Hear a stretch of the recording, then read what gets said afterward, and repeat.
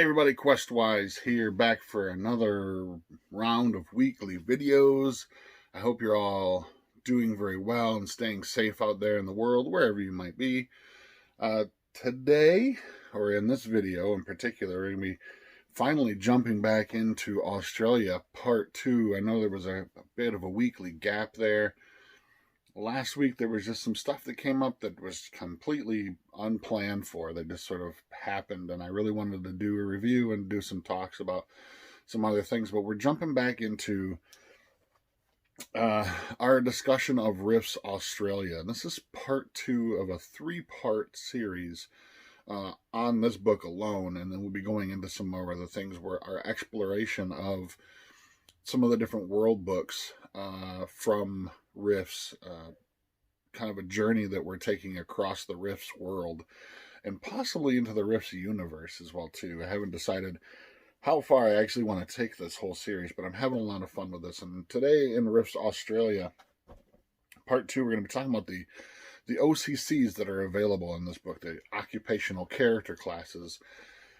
And there's a lot of them. There's 13 of them in this book alone. And I think it's important that this book has so many that are unique to it, because it's definitely a setting, and the nature of the setting is that it's so sort of removed from the rest of the Rift's Earth that it sort of needs its own flavor. It needs its own sort of base of OCCs in order to make it feel unique.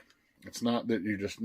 It does give you a brief primer on using OCCs from other, like the core book and that kind of stuff. So like City Dock and some of the other more common ones. I'm drawing a complete blank on all of those. City Rat, those types of things that would be acceptable in Riffs Australia.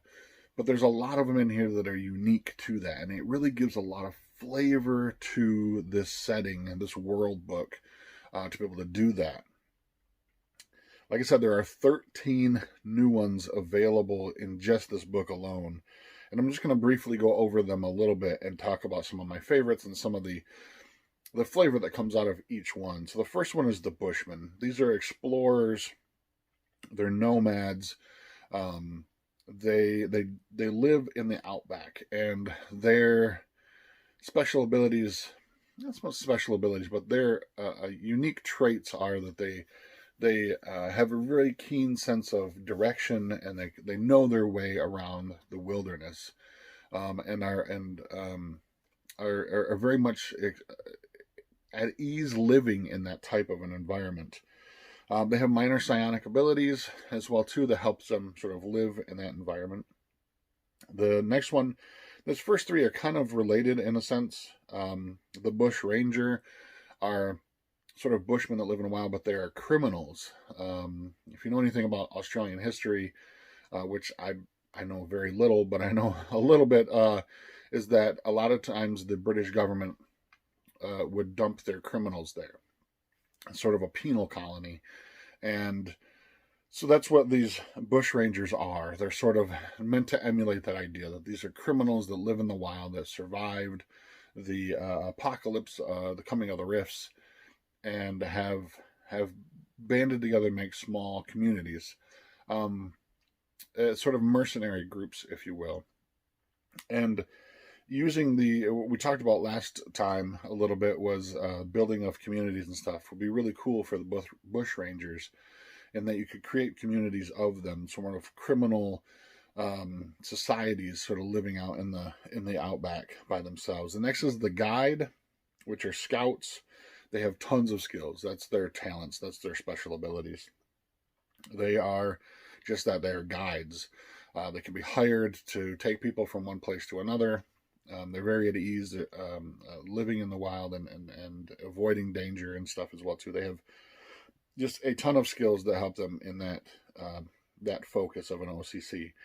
The Jackaroo is an outback bushman, in a sense that they are sort of prospectors. They have a very positive outlook about being out in the thing, that they don't mind being alone. They don't mind living in small communities outside of the two big major cities that are left, and we'll discuss that in part 3. Actually, we'll talk about Melbourne and Perth a little bit as well too. Two remaining cities that have sort of walled themselves in and are completely separate from the rest of Australia, sort of city-states, if you will, sort of built into their own communities, and they're very unwelcoming to outsiders, and most people don't want to leave them if they're already there. But Jackaroos are people who are very comfortable just living out in the wild and stuff as well too. There's the merchant trader. These are the people that are good at gathering stuff. They are the wheelers and dealers of stuff, of equipment, of supplies out in the outback. And in interesting OCC, a lot of these OCCs you'll see in this book are not super mega powered OCCs like you've seen in some of the other books. And not that that's bad, but I think this is a very, we talked about in the first part, survival can be a very big part of this game itself if you're running just Australia. And so the merchant trader is a very cool OCC to have to play, to have a part as a party. They're able to make deals with other people. They're very good at diplomacy and at trading and gathering and getting supplies and stuff as well. So very interesting sort of take on this. While there are opportunities to have big, mega damage battles and stuff in this setting, a lot of it is about survival and the things that you'll experience in the outback of Rifts, Australia.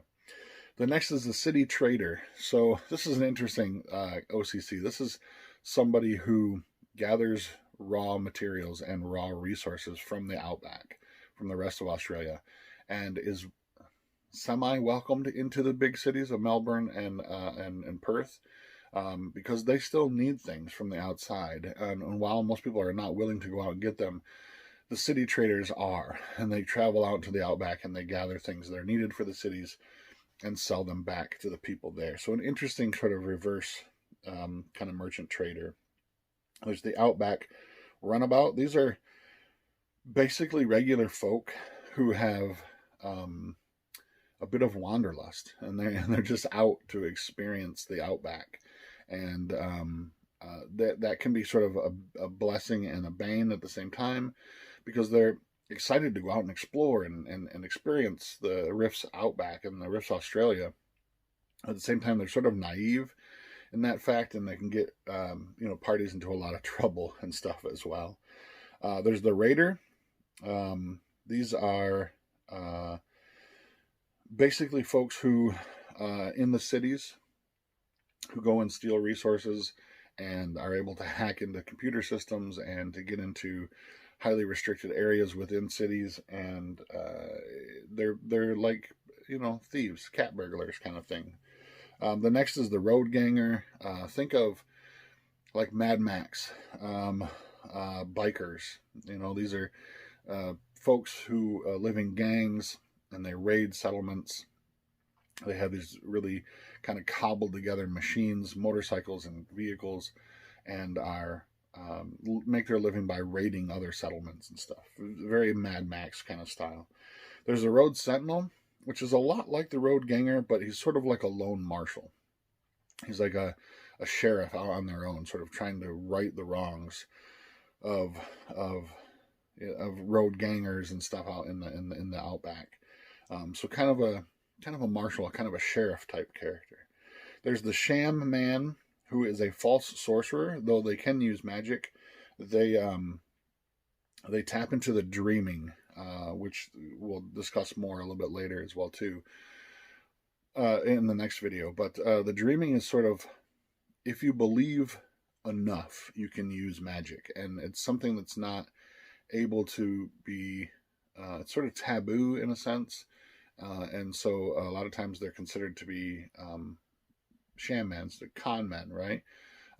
Although they can use magic, and it's through their strong belief in the fact that they can use magic, but they are often viewed with suspicion and mistrust and stuff as well too. And then finally, my favorite one of the entire book is the Song Juicer.